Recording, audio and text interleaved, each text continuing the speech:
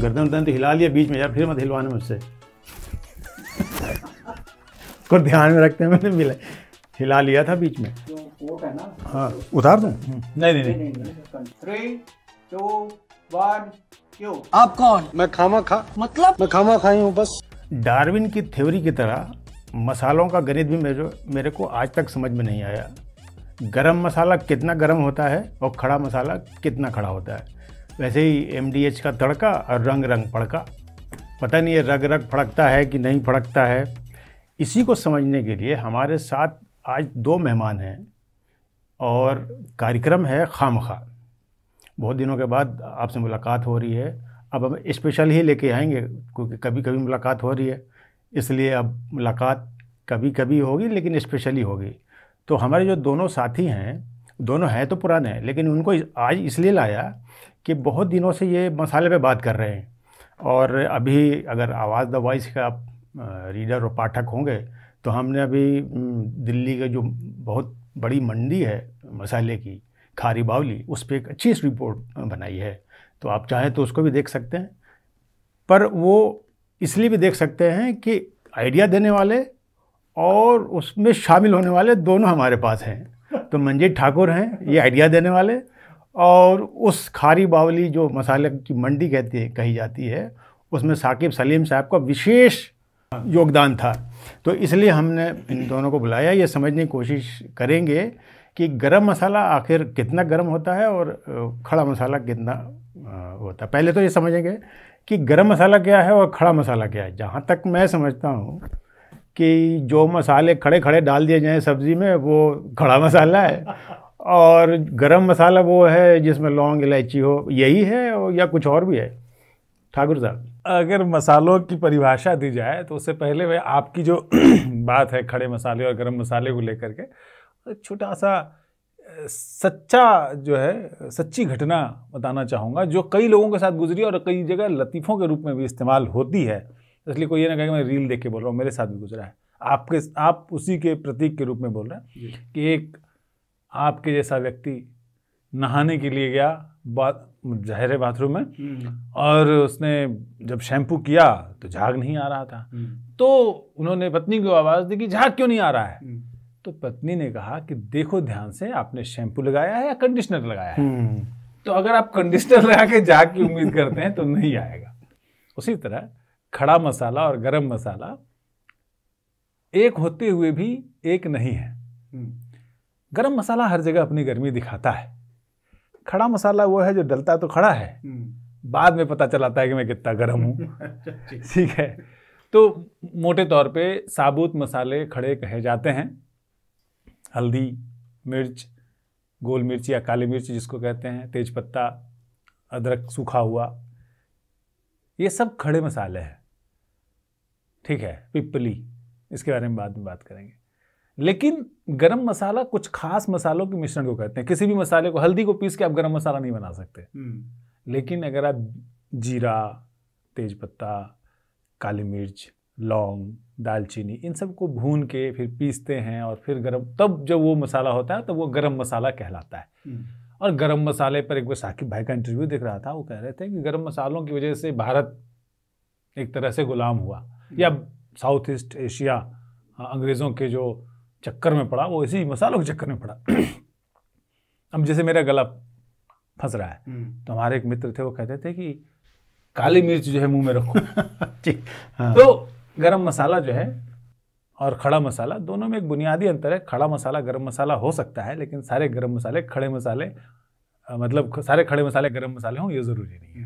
ताकि साहब समझ में आता है ये गणित, ये गरम मसाला खड़ा मसाला? सबसे पहले तो हाशमी साहब, आपने जब मुझे यहाँ बुलाया, आपने मुझे कहा, मैसेज किया कि क्या हम ऐसा प्रोग्राम करें गरम मसाला पर, तो मुझे अब थोड़ी देर पहले, अभी 10-15 मिनट पहले ही समझ में आया कि हम मसालों की बात करेंगे। मुझे लगा था अक्षय कुमार की फिल्म की बात होगी। तो मैं बड़ा खुश था। हाँ। क्योंकि काफ़ी अच्छी फिल्म थी, मुझे अच्छी लगी थी, चली भी ठीक ठाक थी। तो उसका नाम गरम मसाला क्यों था पहले तो, अब ये तो खैर शायद प्रियदर्शन की फिल्म थी, किसकी फिल्म हाँ, थी? वो ज़्यादातर उसी तो- फिल्मों में काम करता है, हाँ, वो उस रक्षा टाइप कुमार। की उस तरीके की फिल्म थी, तो प्रियदर्शन की शायद हो। तो गरम मसाला वो इसलिए था क्योंकि वो उसमें एक तरीके से हर चीज़ हौच पौच हो रही थी, कुछ कहीं था, कुछ कहीं था, एक कन्फ्यूजन था। गरम मसाले का असली काम क्या है? तो गरम मसाले का असली काम, जो जितना मुझे पता है, थोड़ा बहुत ज़्यादा मुझे देखिए, खाना पकाने के बारे में मुझे बहुत ज़्यादा नहीं पता है, लेकिन तो आपको क्या लगता है कि हाशमी जी को बहुत पता है? नहीं, मैं अभी पूछने वाला था क्या खाना बनाना आता है नहीं आता है? खाना पकाना बेसिक लेवल पर आता है, लेकिन हम अपने आप को एक बहुत अच्छा पकाने वाला और उसकी बहुत अच्छी समझ रखने वाला नहीं कहेंगे। लेकिन हाँ, हमें ये पता है कि जो मसाले गरम मसाले हैं, उनका सबसे ज़रूरी जो इस्तेमाल समझा जाता है, वो ये समझा जाता है कि जब मीट या गोश्त पकाया जाता है तो उसे गलाने के लिए उसका इस्तेमाल बहुत ज़रूरी है। जैसे बहुत लोग ये मानते हैं, कुछ मतलब जो लेजेंड हैं इस फील्ड के, कि बिना लौंग के गोश्त बनाना मुमकिन ही नहीं है, वो गलेगा नहीं। मतलब ऐसा उन लोगों का मानना था। ये पपीता के बारे में क्या है? लोग कहते हैं कि बिना पपीता वो एक कबाब की एक पर्टिकुलर रेसिपी है। लेकिन ओवरऑल जैसे करी जब हम बनाते हैं या हम गोश्त को भूनते हैं तो उस वक्त उसका इस्तेमाल होता है।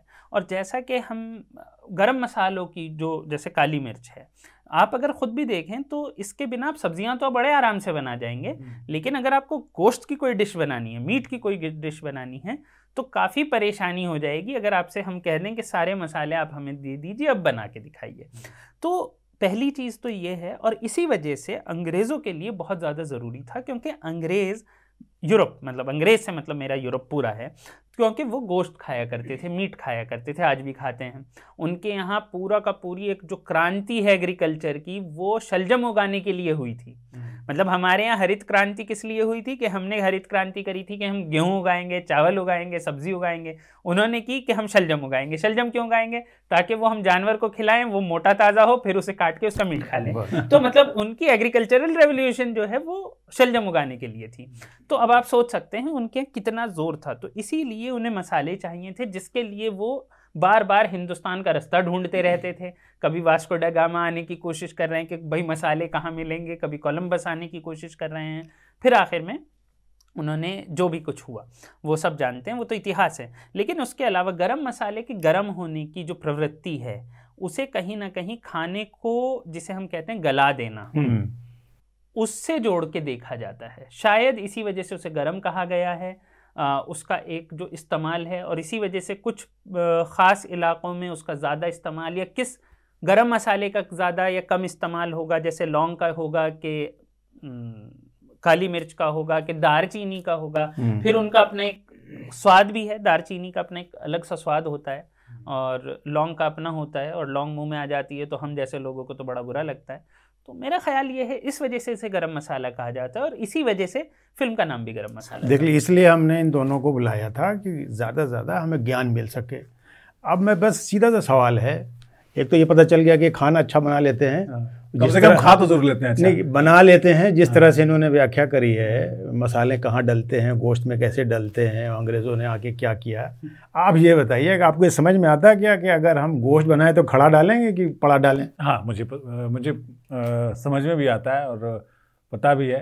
हालांकि हमारे यहाँ जो मिथिला में है ना, मछली ज़्यादा खाई जाती है, तो मछली खाने के समय में मछली बनाने में हम लोग गरम मसाला का इस्तेमाल बहुत मिनिमम करते हैं या नहीं करते हैं, क्योंकि मिथिला की जो मछली है, रोहू बहुत पसंद है लोगों को। अगर रोहू न मिले तो कतला मिलता है, फिर वो सरसों के पेस्ट में बनाई जाती है। तो कभी कभार अगर खड़े मसाले और गरम मसाले की बात कर रहे हैं ना, गरम मसाला खाना बनाने के आखिर में डलता है, जब सब्जी बनी, मतलब पेस्ट में, मतलब पाउडर की बात मैं कर रहा हूँ, या अगर पीस के आप डाल रहे हैं, तो जब आपका व्यंजन तैयार हो जाएगा तो सबसे आखिर में खुशबू लाने के लिए और तमाम चीज़ें।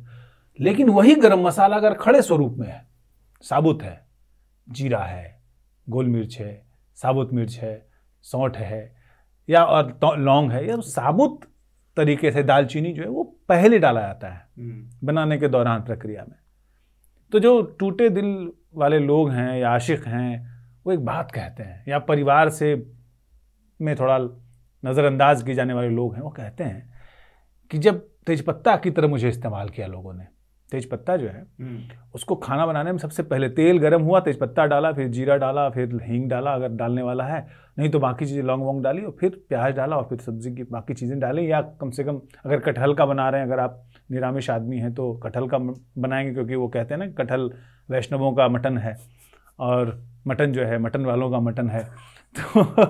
तो तेजपत्ता को सबसे पहले डालते हैं, लेकिन अगर आपकी थाली में आ जाए सबसे पहले निकालते तो सबसे पहले आप निकाल के बाहर करते हैं तेजपत्ते को।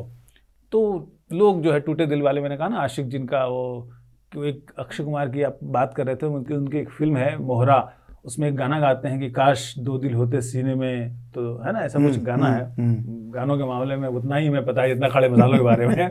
तो भेद खोल रहे हैं। तो टूटे दिल वालों के लिए जो है ये खड़ा मसाला वाली प्रवृत्ति होती है, जिनको जो एक खाने को फ्लेवर तो देते हैं। कई बार आप जानते हैं नीम के ईंट और कंगूरे के जो प्लास्टर, वो दोनों अलग अलग चीजें हैं। खड़ा मसाला नीम के ईंट की तरह है जो आपके खाने को एक रंगत देता है। निकालने के अलावा एक और चीज भी होती है, गरम मसाले जो खड़े उसमें डाले जाते हैं। जो लोग बिरयानी या पुलाव बनाते हैं, आपने देखा होगा, वो एक सूती कपड़े में बांधते हैं और डाल देते हैं। बल्कि आजकल तो एक स्टील का बना हुआ एक ऐसे कैबिनेट भी आता है, उसके अंदर मसाला कीजिए और अंदर डाल दीजिए, यखनी बन जाएगी और फिर उसे खींच लीजिए। तो निकालना नहीं पड़ता है प्लेट से, वो पहले ही अलग रहता है। जब पक जाता है तो उसे बाहर खींच लेते हैं, तो मिक्स नहीं होता है।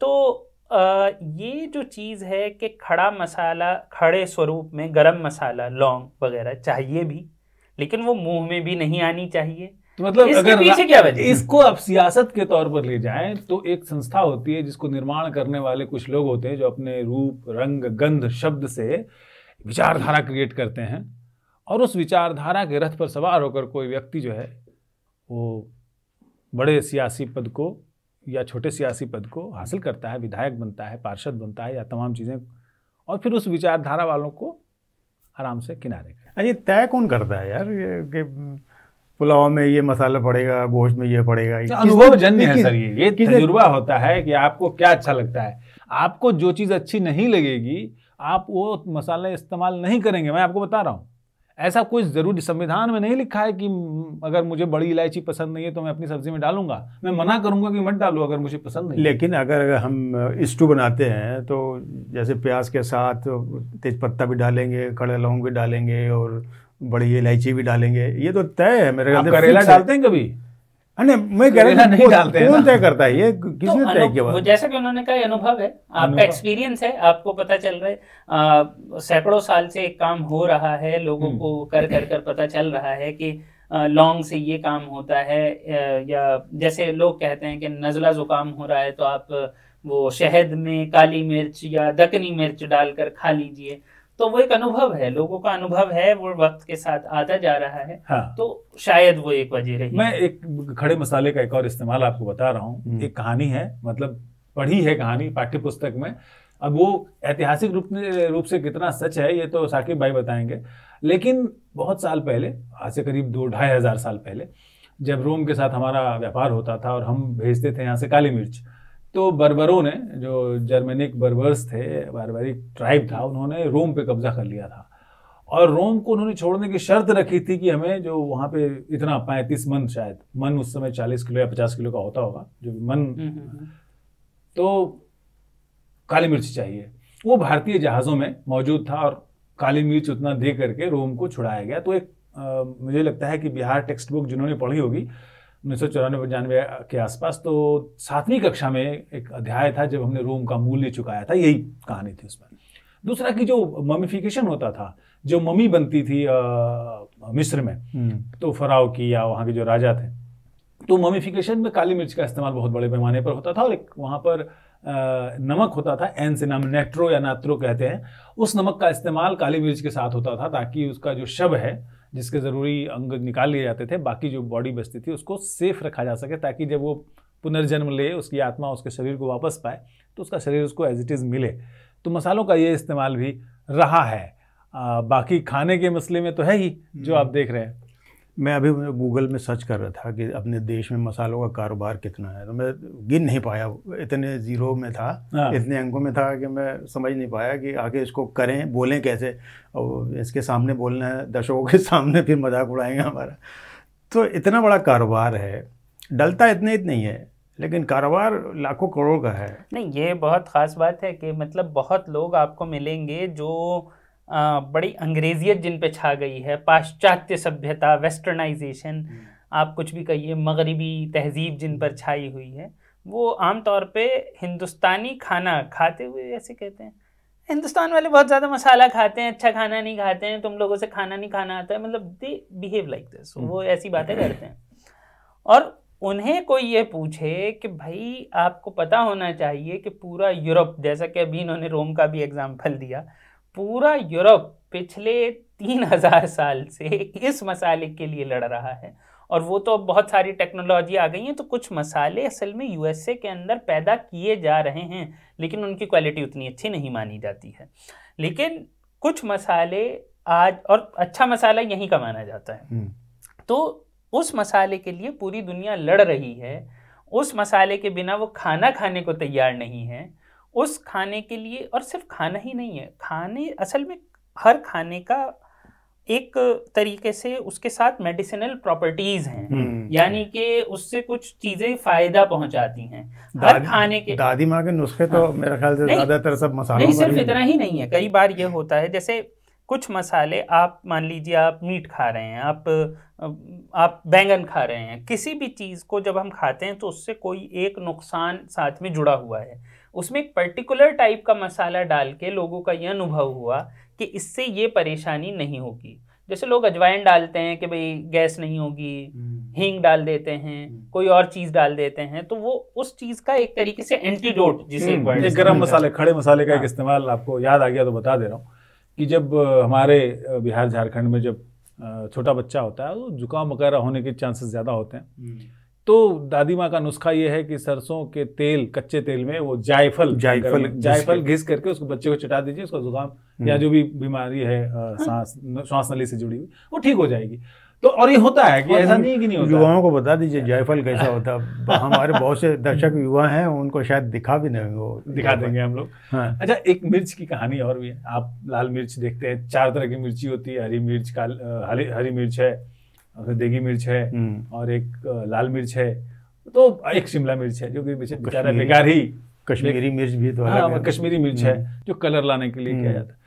ये मिर्ची 400 साल, साकिब भाई बताएंगे, 400 साल पहले तो भारत में था ही नहीं। तो एक सवाल ये भी उठता है ना कि भाई जब हम तीखा खाने वाले लोग हैं, बिना मिर्ची का तो हम पिज्जा भी नहीं खा पा रहे हैं आजकल, तो भाई ये हम लोग तीखा कैसे बनाते थे खाने को? नहीं, 400 साल पहले कुछ तीखी मिर्चें हिंदुस्तान में हैं, कुछ चीजें बाहर से आई हैं। नहीं, मैं मिर्च की बात कर रहा हूँ, जो लाल मिर्च या हरी मिर्च है वो तो पुर्तगाली लाए। हाँ। हम उससे पहले पिपली और लौंग इस्तेमाल करते थे। अकबर के दरबार में 50 किस्म के पकवान रोज बनते थे, तो तीखा कैसे बनाएंगे? वो तो पिपली यूज करते थे। नहीं, तो उस तरीके का जिसे अब तीखा कहते हैं, ये भी एक बहुत बड़ा सवाल है। बहुत से लोग इस पर खाने के कहते हैं कि जो तीखा, बहुत ज्यादा तीखा खाना है, वो आपका जो जायका है उसे दबा देता है, तो आपको पता ही नहीं चलता है कि खाना कितना जायकेदार था। मतलब मसाले का काम जायका देना था, लेकिन मिर्च का काम जायके को दबा देना है। मिर्च के मतलब काफ़ी ट्रेजिक सी बात मैं आपको बता रहा हूँ, मिर्च के जो 2-3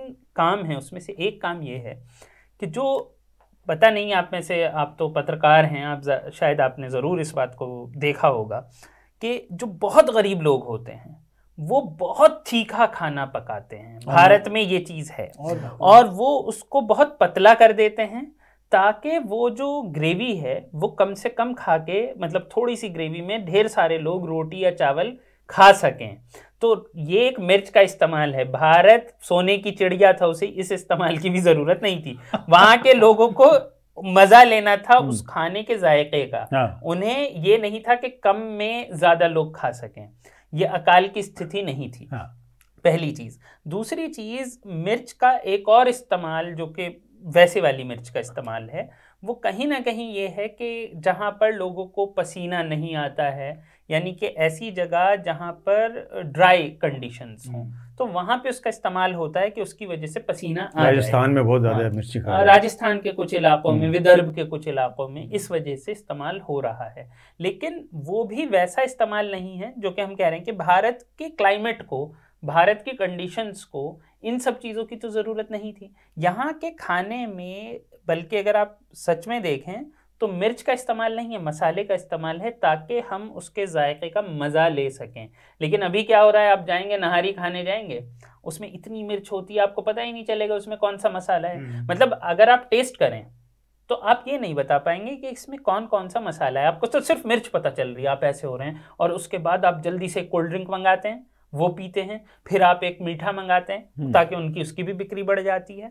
तो कहीं ना कहीं ये जो आप मिर्च की बात कर रहे हैं, मिर्च भारत के खाने के कल्चर के साथ वैसे भी मेल नहीं खाती। मैं दो खाने से जुड़ी दो बातें बताना चाहता हूँ, मिर्च से जुड़ी हुई। एक राजस्थान की है और एक बंगाल और उड़ीसा और झारखंड के बॉर्डर्स की। दोनों दो इलाके हैं, पश्चिमी इलाके में। राजस्थान गया तो मुझे बाजरे की रोटी के साथ वहाँ के एक गाँव के चौधरी ने कहा कि आप क्या सा खाना, क्योंकि उनको लगता है कि दिल्ली वाले हैं तो कुछ ऐसा खाएंगे। तो हमने कहा जो आप खाते हो खिलाओ। तो उन्होंने बाजरे की रोटी के साथ लाल मिर्च और लहसुन की चटनी खिलाई और वैसा स्वाद मुझे दोबारा नहीं मिला। फिर मैं आपको बताता हूँ, लालगढ़ एक बहुत ही नक्सली हिंसा से प्रभावित इलाका रहा है बंगाल में, तो मैं बहुत जाता रहा हूँ कवरेज के लिए, जाहिर है। तो वहाँ पर मैंने देखा एक बूढ़ी महिला जो है अपने घर में सुबह सुबह पैंता भात खा रही थी। पैंता भात जो है रात में बनाए हुए भात यानी चावल को अगर ख़राब ना हो जाए तो पानी में डाल के रख के छोड़ देते हैं। सुबह में थोड़ा सा सरसों का तेल, नमक और लाल मिर्च को आग में सेक करके, भुनी हुई मिर्च जिसको आप कहते हैं, उसके साथ उन्होंने खाया। तो उनको कार्बोहाइड्रेट का बहुत बड़ा पोर्शन, ग्लूकोज की सप्लाई होती है।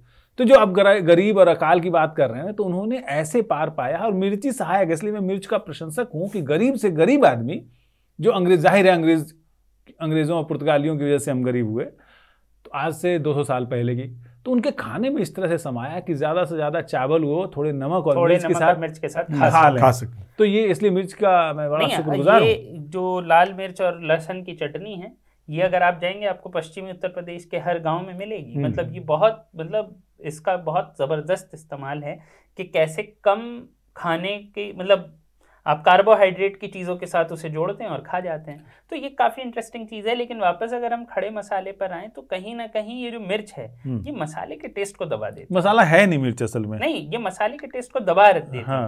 जैसे खाना होता है, आप किसी कौरमे में बहुत सारी मिर्च डाल देते हैं और उसके बाद आपको समझ में ही नहीं आता कि कौरमे में क्या था, प्याज था भी कि नहीं था, तो या फिर आपको लौंग थी नहीं थी, दालचीनी थी, आपको नहीं पता चलता है। मिर्च असल में छा जाने, मतलब आते हैं और छा जाते हैं पूरे व्यंजन में, अपना ही स्वाद। मैं प्रोग्राम इससे पहले कि ख़त्म करूँ, एक सवाल चूँकि आप दोनों की बातचीत से पता चला कि यूथ को जायफल का पता नहीं पता है, और पिज़्ज़ा में वो मिर्ची डलती नहीं। डलती है इंडियन पिज्जा में तो डलती है नहीं, वो दूसरे तरह की फ्लिक्स कहते हैं, वो फ्लिक्स सीड्स है, वो मतलब मिर्ची का पाउडर, मतलब रुखड़ा, वो दूसरा चीज़ है, पता नहीं वो मिर्च तो है नहीं, लाल मिर्ची है वो बहरहाल। तो वो उसमें खड़े मसाले का इस्तेमाल होता नहीं है। यूथ हमारे देश में लगभग 46% है। तो जिस तरह से युवाओं का टेस्ट बदल रहा है, हम मोमो पिज़्ज़ा खा रहे हैं, तो क्या भारत की पहचान तो मसाले से है? तो नहीं, मैं इसमें एक बात बताऊंगा आपको। भारत जो है ना, दुनिया की चीज़ों को अपने हिसाब से बदल देता है। अब जैसे शिमला मिर्च है, ये बाहर की चीज़ है। गोभी है, ये मुश्किल से 110-120 साल पहले भारत में। सबसे इम्पोर्टेंट आलू जो हर चीज़ में है। आलू थोड़ा पुराना है, मैं उसके हिसाब, आलू खाई मैं दूसरी बात कह रहा हूँ। मैं कह रहा हूँ कि जो चीज़ें आई हैं हमारे भोजन का हिस्सा, वो अलग हैं। मैं मसालों के संदर्भ में कह रहा हूँ कि अब आप किसी चाइनीज में चले जाइए खाने के लिए, तो आपको क्या मिलेगा? आपको मिलेगा शिमला और पनीर, शिमला को क्या बोलते हैं मिला के? Chilli paneer, potato, chilli potato. ये सब में क्या है कि ये सब कहीं बाहर की चीज़, ये चाइना में नहीं बनता है। ये हमने उसका आविष्कार किया है, हमने उसको बनाया है। हमने चिकन चिली बनाया है, हमने चिली पनीर बनाया है, हमने चिली पोटैटो बनाया है। उस शेजवान चटनी जो वहाँ का है, उसको हम अपना मिर्ची डाल के अलग हिसाब से बनाते हैं। हमने उनके सोया सॉस को अलग फ्लेवर दिया है। हम अपने हिसाब से चलते हैं। आप कुछ भी, आप पिज्ज़ा में मिर्ची थोड़ी डलती थी, पिज्ज़ा में जो डलता है यहाँ पे इंडिया में आकर के उनमें मिर्ची डलने लग गई है। तो पिज्ज़ा विज्ज़ा क्या चीज़ है इन लोगों को? देखिए, यूरोपियंस लोग अभी हाल तक, आज से 1000 साल पहले तक चोर डकैत थे। मैं बहुत ही जिम्मेदारी से कह रहा हूँ। ये वाइकिंग्स क्या थे? चोर डकैती थे? या आपका वेसेक्स इन्होंने ऐसे जीता है? साकिब भाई बताइए, गलत बोल रहा हूँ मैं? वैसे वो आज भी क्या और तो उनकी जो तेल जहाँ पे होता है वहाँ पे पहुँच के बैठ जाते हैं। देखिए, अभी पाकिस्तान भी पहुँच रहे हैं लोग, तो जहाँ जाएं, लेकिन जहाँ भी जाएंगे इसी तो इन्होंने तेल देखेंगे। हाँ, तो इन्होंने खाने में बनाया क्या? ये बड़ा से बड़ा मतलब बीफ या ये और वो मतलब पोर्क और ये जो है इन्होंने पका के खाने के अलावा कुछ किया नहीं है।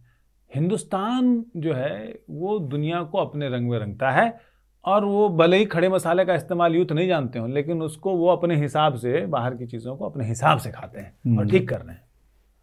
मेरा भी यही ख्याल है कि भारत में मसाले का जो इस्तेमाल है वो रहेगा। जैसे अगर आप देखें तो जब लोग पिज़्ज़ा भी खाते हैं तो काली मिर्ची का पाउडर रखते हैं। उससे मुझे याद आता है नवाजुद्दीन सिद्दीकी जब बड़े यंग थे तो उन्होंने एक शॉर्ट फिल्म करी थी पेपर एंड स्पाइस, और जिसमें कि वो बेसिकली, बाकी तो उससे अलग है, लेकिन वो एक किसान हैं जिनके यहाँ काली मिर्च उगाई जाती है और वो कर्जे में दब गए हैं, और जब वो ये देखता है कि एक अमीर लड़की काली मिर्ची का पाउडर इतना महंगा ख़रीद रही है तो वो बड़े नाराज़ हो जाते हैं।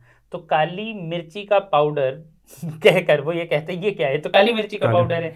तो भले ही यूथ ऐसे ना जानता हो कि काली मिर्ची का पाउडर है, वो उसे कुछ और नाम से जानता हो, वो उसे पिज़्ज़ा मसाला कहता हो, लेकिन वो है, वो खा रहा है उसे, और उसे पता है कि वो क्या मतलब उसे ये नहीं पता होगा कि हाँ ये महाराष्ट्र के इस इलाके में उगता है या ये केरल के किस इलाके में उगता है। ये बहुत बड़ी चीज़ नहीं है, लेकिन वो 2 घंटे में बताई जा सकती है। लेकिन वो उसका इस्तेमाल कर रहा है और बहुत बड़े पैमाने पे कर रहा है। बल्कि युवा, मतलब आप देखिए, आप पिज़्ज़ा पे जाइए, आप जाकर कोई चाइनीज़ वो देखिए, टेबल पर आपको 3 तरीके के मसाले, 4 तरीके की चीज़ें जो रखी मिलेंगी, वो सब मसाले ही हैं।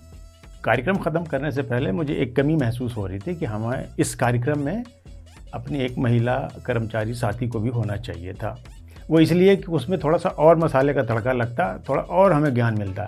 अच्छा, मैंने पहले ही कहा था कि मैं दोनों अनुभव को इसलिए बुला रहा हूँ कि एक जो है मसालों पे आइडिया देते हैं और दूसरा मसालों पे जानकारी रखते हैं, इतिहास का पूरी इतिहास मसालों का पता है। और फिर मैं दोहरा रहा हूँ कि आप खारी बावली पे जो आवाज़ द वॉइस का प्रोग्राम है, अच्छा कार्यक्रम है, उसको ज़रूर देखिए। और खड़ा मसाला और बड़ा मसाला, जिसको आप गरम मसाला और खड़ा मसाला कह रहे हैं, उसका गणित भी आप समझ गए होंगे, और खाने में क्यों डलता है, उसकी वजह क्या है और क्यों ज़रूरी है। इसके अलावा यूथ चाहे कितना बदल जाए, अपने देश की जो पहचान है मसाले की, वो नहीं बदलने वाली। इसलिए मसाले भी खाते रहिए और खाना भी खाते रहिए। नमस्कार।